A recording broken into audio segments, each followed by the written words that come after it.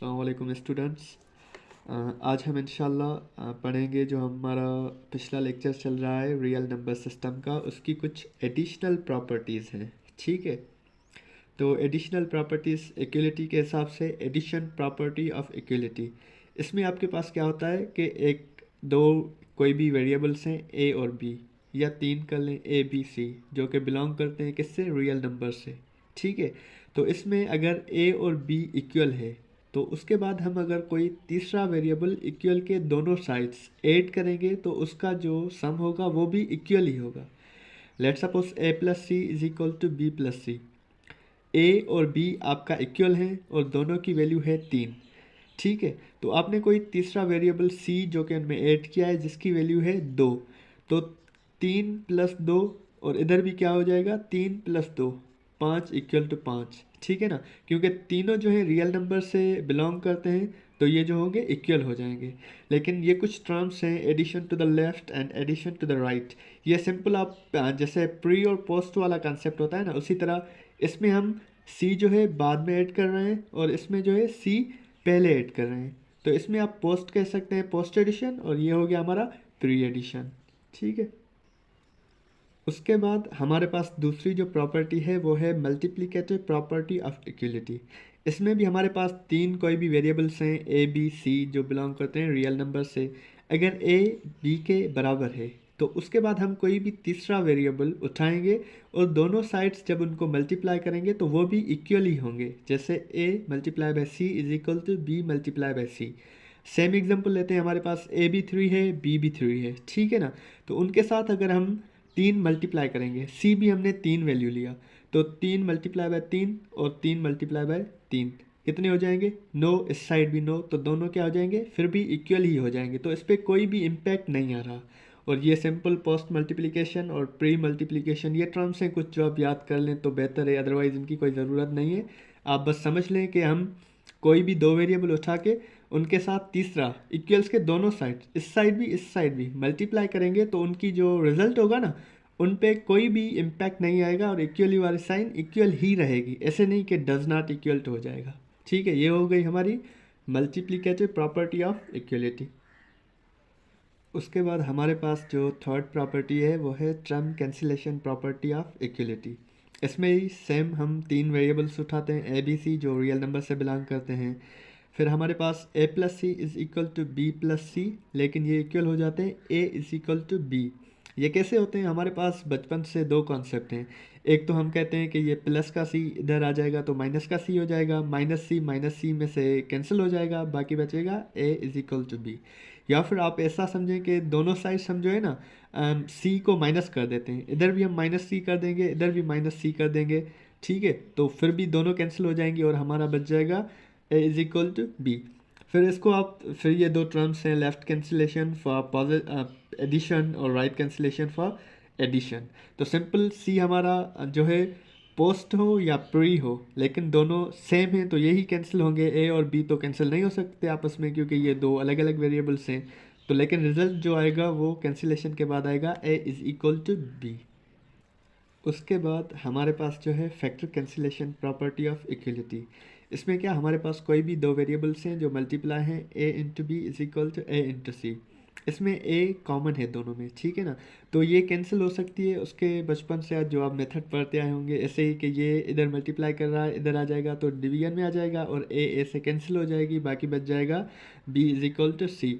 ठीक है ना, लेकिन ऐसा भी कर सकते हैं कि आप दोनों साइड से ए इन्वर्स को मल्टीप्लाई कर दें। ए इन्वर्स इधर भी मल्टीप्लाई हो जाएगा, इधर भी मल्टीप्लाई हो जाएगा, पावर्स ऐड होंगे तो भी ए ख़त्म हो जाएगा, बी इक्वल टू सी बच जाएगा। और ये लेफ़्ट कैंसिलेशन, ए पहले आ रहा है बी और इसमें ए बाद में आ रहा है, इसको आप पोस्ट कैंसिलेशन और प्री कैंसिलेशन इस तरह से भी समझ सकते हैं फॉर योर अंडरस्टैंडिंग। ठीक है, उसके बाद हमारे पास है मल्टीप्लिकेशन विथ ज़ीरो। ये तो बचपन से पढ़ते आ रहे हैं कि किसी भी टर्म को आप ज़ीरो के साथ मल्टीप्लाई करेंगे तो वो ज़ीरो ही हो जाएगा, फिर वो चाहे पहले हो या बाद में हो। ठीक है ना, उसके बाद हमारे पास सिक्स्थ प्रॉपर्टी है, कोई भी दो टर्म जो मल्टीप्लाई हैं आपस में उनका रिजल्ट ज़ीरो तब ही आता है जब हमारे पास या तो ए टर्म जो उसका पहला टर्म है वो ज़ीरो हो या बी ज़ीरो हो। ठीक है ना, जबकि वो सारे रियल नंबर से बिलोंग करते हैं। क्योंकि ए बी तब ही ज़ीरो हो सकते हैं या तो हमारे पास बी ज़ीरो हो या ए ज़ीरो हो, अदरवाइज़ ऐसा कोई ऑप्शन नहीं कि ये इन दोनों का मल्टीप्लिकेशन जो हो वो ज़ीरो के इक्वल हो जाए। ठीक है, ये हमारी हो गई सिक्स्थ प्रॉपर्टी। उसके बाद हमारे पास सेवेंथ प्रॉपर्टी है कि हमारे पास दो वेरिएबल हैं कोई भी ए और बी, वो रियल नंबर से बिलोंग करते हैं, ठीक है ना, और इन दोनों का एडिशन जो है इक्वल टू ज़ीरो के है। तो ये कब पॉसिबल है, जब A is equal to minus B हो जाए या हमारे पास B is equal to minus A हो जाए। यहाँ पे आप बी की जगह माइनस ए पुट करेंगे तो भी ज़ीरो जवाब आएगा, और अगर ए की जगह हम माइनस बी पुट करेंगे तो भी हमारा जवाब क्या आएगा, ज़ीरो आएगा। तो ये भी एक प्रॉपर्टी हो गई। उसके बाद हमारे पास ए बी फिर से रियल नंबर से बिलोंग करते हैं, तो माइनस जो है वो माइनस ए के साथ मल्टीप्लाई है, तो ये ए के इक्वल बन जाएगा।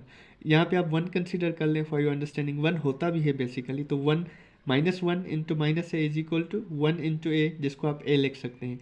ये आपने बचपन में पढ़ी होंगी कि जब भी दो सेम जो होती हैं साइंस वो आपस में मल्टीप्लाई होती हैं तो उनका रिजल्ट जो होता है वो एडिशन आता है, और जब कोई भी दो साइंस अपोजिट होती हैं तो उनका जो मल्टीप्लिकेशन होता है वो नेगेटिव ही आता है। जैसे प्लस इंटू प्लस प्लस हो जाता है, minus into minus B plus होता है, लेकिन प्लस इंटू माइनस या माइनस इंटू प्लस माइनस हो जाता है। ठीक है, तो यही प्रॉपर्टी है, सिंपल यहाँ पे वही मल्टीप्लाई कर रहा है।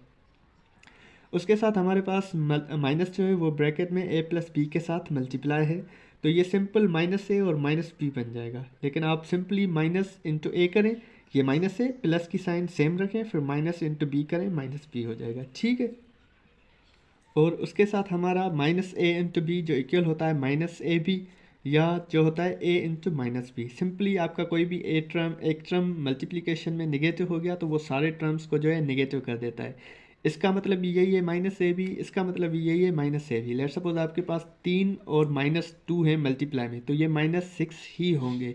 कोई भी ऐसी कंडीशन नहीं कि इनको पॉजिटिव कर लें, एक प्लस और एक नेगेटिव हो। ये आप कंडीशंस ज़हन में बिठा लीजिएगा, ठीक है ना। इसके बाद हमारे पास जो नाइन्थ कंडीशन है, कोई भी तीन वेरिएबल हैं हमारे पास ए बी सी जो कि रियल नंबर से बिलोंग करते हैं। इन हमने यहाँ पे पहले ही लिख दिया है कि बी और सी वो ज़ीरो के इक्वल नहीं है, ठीक है।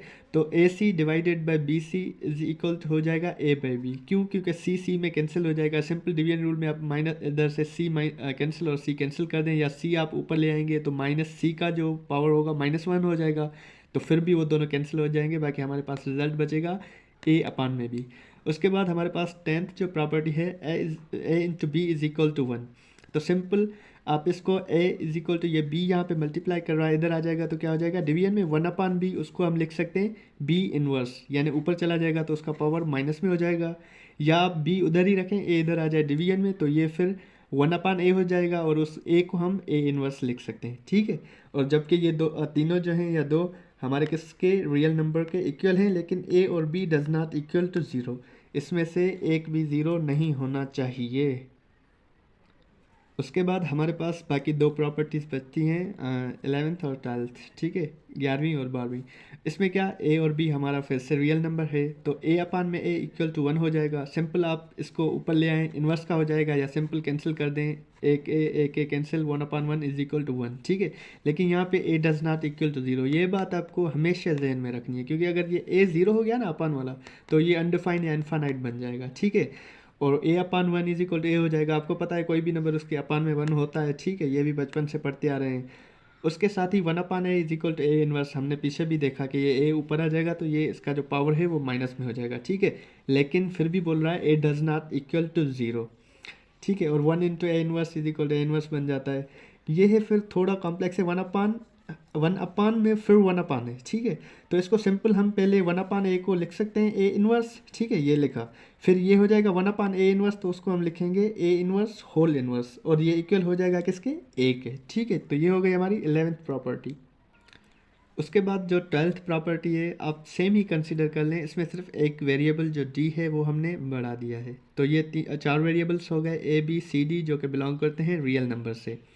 तो सिंपल इसका 1 upon A into 1 upon B is equal to 1 upon A B बन जाएगा। 1 इंटू 1 आप सिंपल कंसिडर कर लें 1 मल्टीप्लिकेशन में, और ए बी दोनों डिसिमिलर हैं, सेम नहीं है, तो इसीलिए सेम ही उनको रखेंगे ए इंटू बी।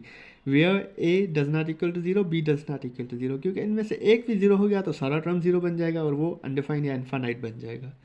उसके साथ ही हमारी ये प्रॉपर्टी है ए अपान सी इंटू बी अपान डी, सेम मल्टीप्लाई करेंगे, सेम टर्म्स नहीं है तो मिला के रखेंगे, A into B A B हो जाएगा, सी डी हो जाएगा। लेकिन यहाँ पे फिर भी जो अपान में है सी डी, उनमें से कोई भी एक ज़ीरो नहीं होना चाहिए।